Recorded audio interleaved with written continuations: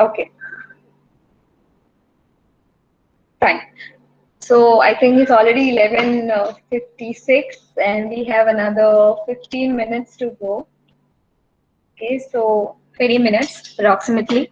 So we'll start with Unit 2, that is school and classroom environment. Usually my first classes are not like this because when I meet new students or a new batch of students for the first time, I like to get them introduced to me, and I like to introduce myself to them, and we have the first class engaged, like we get, like the first class gets over in that only.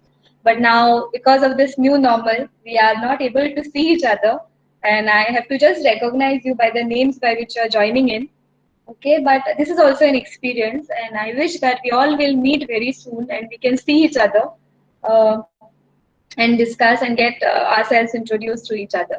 Okay, so just considering it as one of the experiences, and we should begin with the unit in the first lecture itself. Okay, so unit 2, that is school and classroom environment. It's very odd actually to talk to the computer and assume that all of the students are listening to you, but I think we all need to get used to that and enjoy it, so that it will be much easier for all of us to go ahead.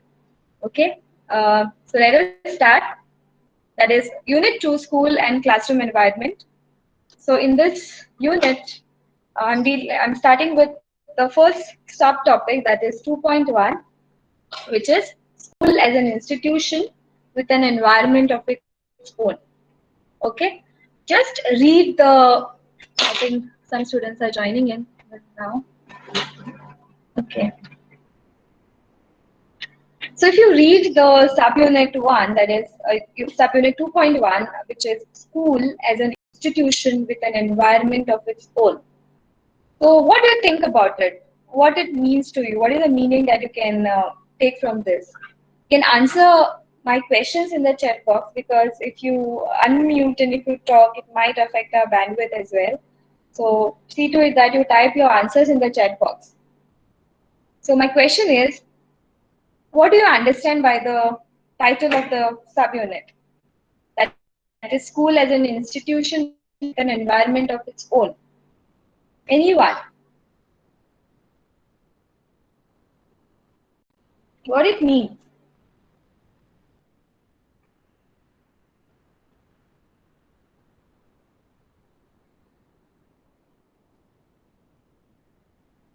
Okay, Greta Alvarez. She has something to say. The structure and the discipline among the teacher, uh, I mean, okay, and the teachers give us an environment of learning. Okay, fine, good. So it's about the structure and the discipline that exist in the school. Okay. So yes, anyone else? Whatever that you understand, I'm not going to distinguish it into a correct or an incorrect response. I just want you all talking. Okay, it could mean that the environment, according to Macrina Fernandez, I'm sorry if I'm pronouncing your names incorrectly. Uh, she's saying that it could mean that the environment of the school is very different from any other place, okay, where the child has been. Okay, fine, very good. Okay, Josma is saying, ma'am, it's like when we enter the school, atmosphere is here is totally different of that of a house or elsewhere. The same age group and more common things. Very good, Steve, and surrounding that helps inculcate professional behavior. All are interdependent. The school has many interdependent. Very good, very good. Okay, enough. I think enough responses. I don't expect everyone to reply because it will be difficult for me to read out all the answers, but I appreciate your efforts.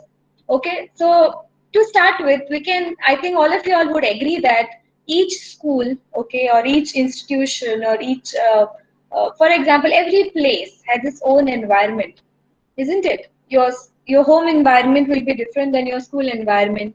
Your environment, the environment of your relatives' place will be different than your home, isn't it? So environment is very different, and there are various factors that can affect this particular concept of uh, environment. Okay, so to start with, the first point I think which all of you all can see is learning takes place within a web of social relationships. So this is a place. So which are the social relationships that we can think of when it comes to a school. Okay, the first one can be student teacher, then student student, then teacher teacher. Okay, these are the social relationship. So learning is a part, or learning is an aspect which is happening in an environment which is surrounded by so many social relationships. Okay, now going to the next slide, we can see here that schools are institutional spaces, isn't it? We all of us agree to it. For communities of learners, including both students and teachers. So school is a place where there are two types of people. Okay, first category comes to the school to transact something that they know, and the other community comes to the school to take what is being transacted. So if we need to categorize, if we categorize both these communities, we would say that one can be labeled as a student and the others can be labeled as teachers, isn't it? So these are the two communities or two categories which work hand in hand. And there is, of course, another part to it, administrative staff and other things. But let us only talk about the classroom environment or the learning that takes place and or the transaction of information that happens. It may not be always from a teacher to a student, but most of the times it is also from student to the teacher, because we as teachers learn a lot of things from the students as well. Okay, and it has to be that way, isn't it? So we all agree to this point, I assume so. So let us move to the next slide. So there are various activities. I think we all of us know that any school would conduct. Like they have sports, they have gatherings, they have their annual days, like assemblies. There are n number of activities, a plethora of activities. They conduct tests. They have activities in class. They have inter-class competitions, inter-school competitions, and so many other things. We can make a list of them, isn't it? So all these things, or all the activities that we do by coming to a place, okay, it that place or that community can be labeled who work hand in hand for a certain goal, for a certain objective, is called a learning community. It involves the teachers as well as the students, isn't it? Now there's something called behind the scenes. Okay, behind the scenes, as in behind the institution, behind the working of an institution. Like when we say Nirmala Institute of Education, isn't it? So this institution is known by its name, okay, but behind that name, there are so many people, there are so many teachers, there are so many heads of the institutions who have worked in order for this institute to function, isn't it? So behind the scene, as in for an institution to work, okay, the head of the institute and the teachers, as well as the students, the administrative staff, multitasking staff, everybody needs to work hand in hand. So here I've only focused on two aspects of it. The first one, with due respect to the other parts of the institution or stakeholders of the institute, that is head of the institute and teachers. Okay, so behind the scene they work hand in hand to make the institute function properly. Now let us look at the role. What is the role of the stakeholders? What is the role of the head of the institution? What is the role of the teacher? Or what is the role of the institute in a in uh, towards uh, towards the functioning of a school or towards the functioning of the institute? The first one, we can say that planning and carrying out daily routines, examinations, and special events that mark the school calendar. So all of you all must be agreeing to this point that you cannot function smoothly without planning. You need to plan your daily routines. You need to plan when will the examinations be conducted. You need to plan the special events that might take occupy a place in your school calendar. Okay, all these things we need to plan as teachers. We need to plan as a staff. We need to plan as a head of the institution. So planning is one of the important roles that the stakeholders of the institution would play. The second question, or the second point that is put here is, how can we organize the environment in the school and classroom so that such interactions support and enhance both teaching and learning. So we also plan the environment. We plan to organize the environment in the school. So how do we go about it? So we plan the interaction. So when you will be a teacher, assume yourself to be a teacher. Isn't it? You all are teacher trainees now officially. So when you will be a teacher, okay, you will be in this place. You will have to do all the things that we are discussing here because you will be a part of the institution for which you will be accountable. So as a teacher, when you'll enter any school, you have various responsibilities. One of those responsibilities is planning. Second responsibility is planning for the kind of environment or the kind of interactions you would like to have in the coming academic year, isn't it? Then the third point is, or third question that we need to think about is how can the space of the school be nurtured in the context where children would feel safe, happy, wanted, and which teachers also find meaningful and professionally satisfying, isn't it? So now, if you are the principal of a college, if you are a headmaster or headmistress of a school or an institution, there are various things that, as the head of the institute, you need to think about, and also as a teacher, definitely, because when any student joins a particular institution, you all can consider yourself, or you can take your example as a best example. Now you all are very novice to this, or you are very new to the institution.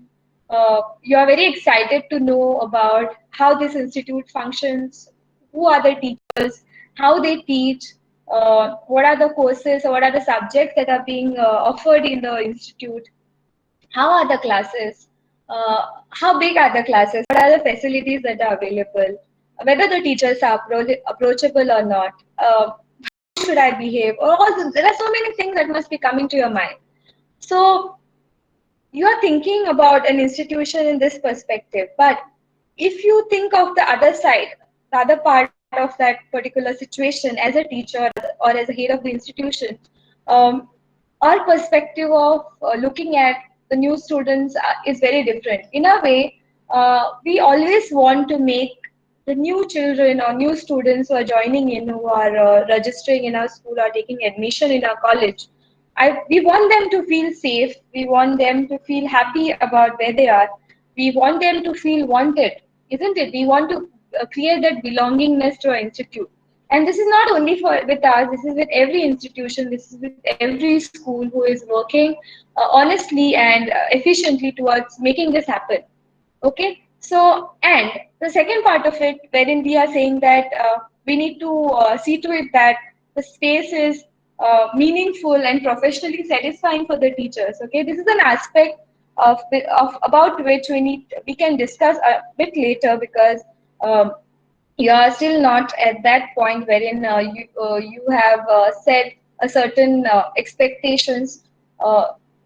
If at all, if there's I don't know how many of you all have already worked somewhere or have taught anywhere before joining this course, but if you have done that, you must have some expectations, or you must should have had you would have had some expectations with the institution, isn't it? So we can have a discussion on that later.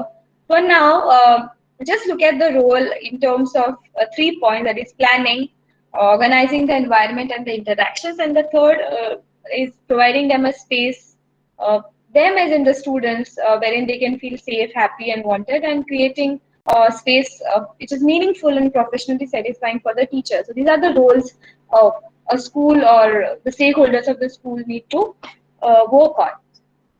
Now, going to the next slide, school as an institution with an environment of its own has again few more things attached to that, wherein we are also bothered about interaction with the physical environment. Okay. Now we'll have a discussion on what is the physical environment and what it includes. Uh, Before that, we can just read the second point. Yet, not enough attention is paid to the importance of physical environment for learning. So here is a question for all of you. Uh, what do you think would include physical environment of a school or an institution? You can put your answers in the chat box there. Some of you all at least. Okay, a classroom, according to Steve. Sabah is saying, yeah, infrastructure. What would include, yeah, infrastructure, fine. Okay. Then anyone? Benches, board, very good. A laboratory, yes. Teachers, okay. Okay, we'll have a discussion on that. Anyone else?